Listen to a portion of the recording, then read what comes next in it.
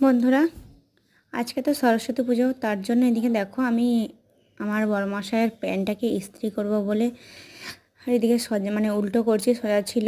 আর এ দেখো এদিকে ইস্ত্রি করতে বসে পড়েছি, কারণ কালকে আমার ইস্ত্রি করা হয়নি। আর এদিকে মেয়েকে নিয়ে যাবে বলেছে বাবার অফিসে, মানে তার জন্য এইভাবে মেয়েকে রেডি করে। বাবান ঘুম থেকে উঠেছে লেট করে, আর আজকে সকাল সকাল পুজো করতে চলে এসেছিলো, আর শাড়িটা পরানো হয়নি। তো ওর জন্য দেখো এখন আমি ড্রেস পরিয়ে দিয়েছি, দিয়ে এখন সাজুগুজু করে দিচ্ছি। যাবে হচ্ছে বাবান তার বাবার সঙ্গে বাবার কলেজে। তো তার জন্য এভাবে সাজছে, আর সন্ধেবেলা শাড়ি পরবে বলেছে। সন্ধেবেলা এলে শাড়িটা পরিয়ে দেবো, শাড়ি পরে একটু ঘুরে আসবে বাবার সঙ্গে পাড়া দিয়ে। পাড়াতেও ঠাকুর উঠেছে, বাবার সঙ্গে ঠাকুর দেখতে হবে পাড়াতে। আর এদিকে ড্রেসটা কেমন লাগছে একটু বলো ওকে। ও একটু সাজুগুজু করতে ভালোবাসে, আর ঘরের অবস্থাটা খুবই খারাপ, কারণ যেহেতু সকালবেলায় আমাকে এইসব কাজ করে পুজোর জোগাড় করতে হচ্ছিলো, স্নান করে, আর 7টার মধ্যে পুজো করে চলে গেছে। আর এদিকে হচ্ছে কালকে কালকে কিন্তু কিছুই কাল কিন্তু কিছুই শুকনো হয়নি। দেখো কালকে কেচেছিলাম, সেগুলোকে শুকনো হয়নি বলে আমি এখানে এখন মিলে দিয়েছি, জানো। আর এদিকে আর এখন রোদটা বেরালে তারপরে আবার ছাদে যে একবার মিলে দিয়ে আসবো, শুকনো হয়ে যাবে। একে এখন সাজিয়ে দিই, ও এখন বাবার সঙ্গে বেরাবে, তারপরে আমি সমস্ত কিছু গোছ করবো। ঘর দুয়ারের অবস্থাটা এত খারাপ করেছে, বিছানাতে কিন্তু সমস্ত কিছু পড়ে আছে।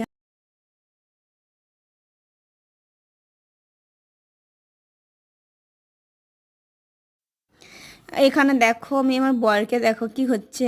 আমি এখন বরকে এখন মুখে পালিশ করছি, পালিশ।